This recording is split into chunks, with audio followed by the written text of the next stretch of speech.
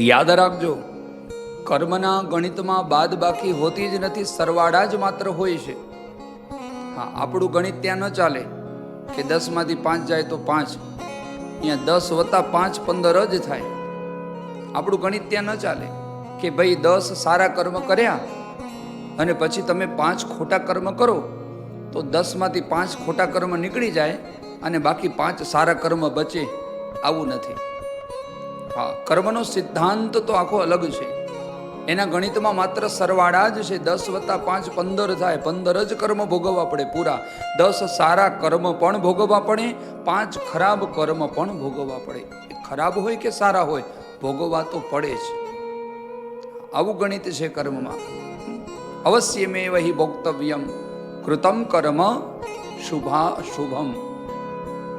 અવશ્યમેવ હિ ભોક્તવ્યમ ના ભુક્તમ ક્ષીયતે કર્મ કલ્પકોટૈ સતૈરપી.